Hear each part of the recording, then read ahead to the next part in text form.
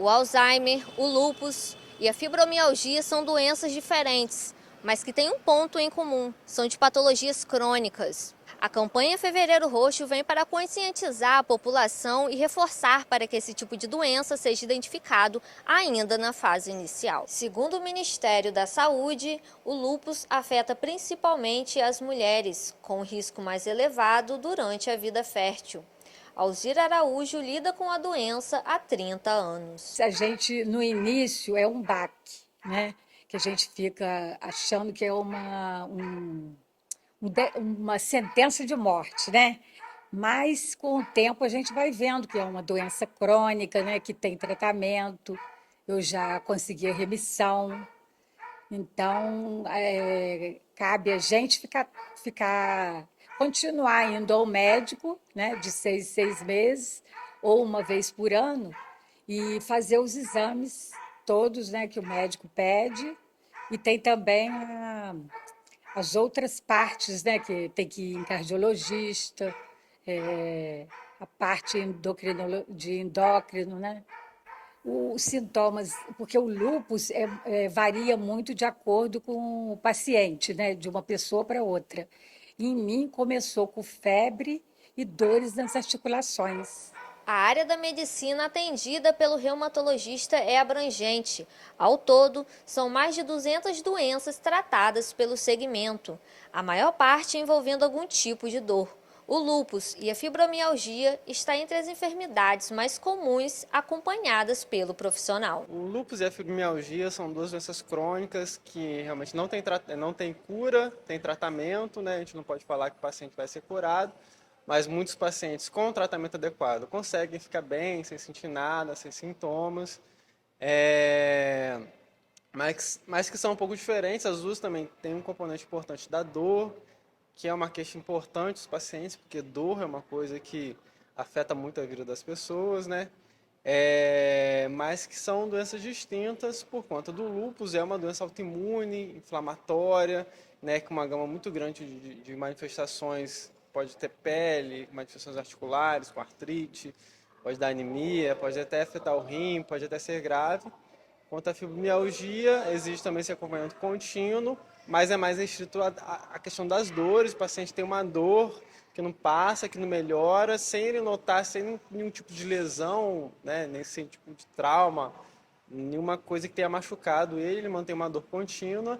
Geralmente, 95 a 100% das vezes, tem um contexto emocional, psiquiátrico envolvido, um grau de ansiedade, depressão, alguma coisa nesse sentido.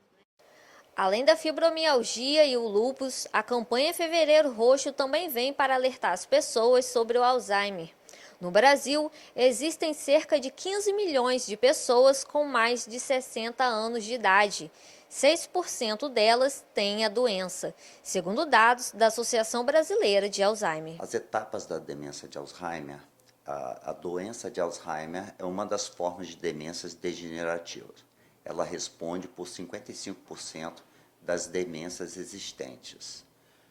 É a mais comum e muitas vezes vem associada a outros fatores, como doenças vasculares, por exemplo, que também repetitivamente ou através de doenças múltiplas vasculares se associam.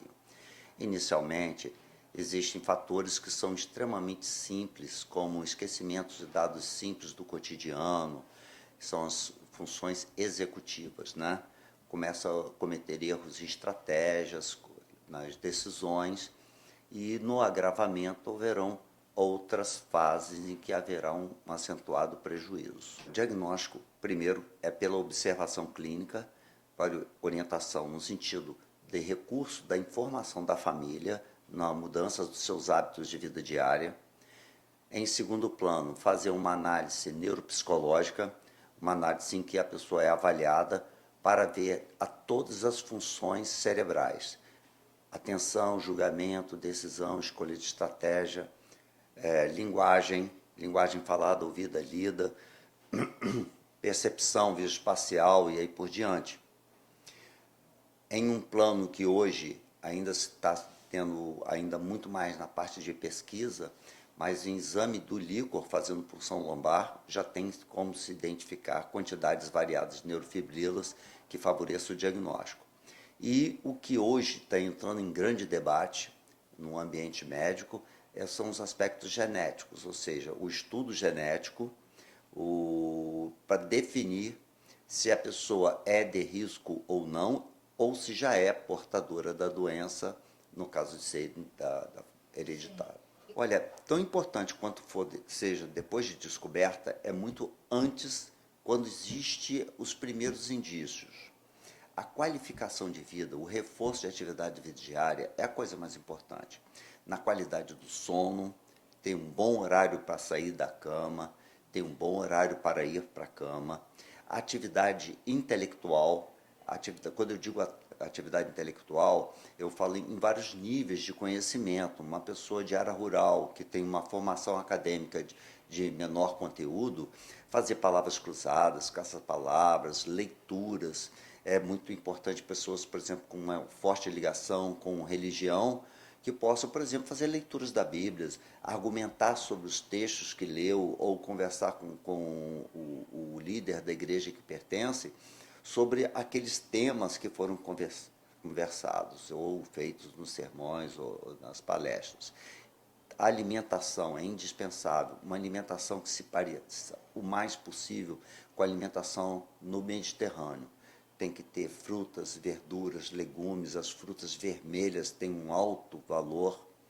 E, por último, não pode se deixar de ser dito que é atividade física regular. Então, se puder, quando aparecer os primeiros sintomas, isso retarda muito o agravamento do problema e cria menor condição de complicação. A Câmara Municipal de Campos, em apoio à campanha Fevereiro Roxo, reforça a importância do diagnóstico das doenças.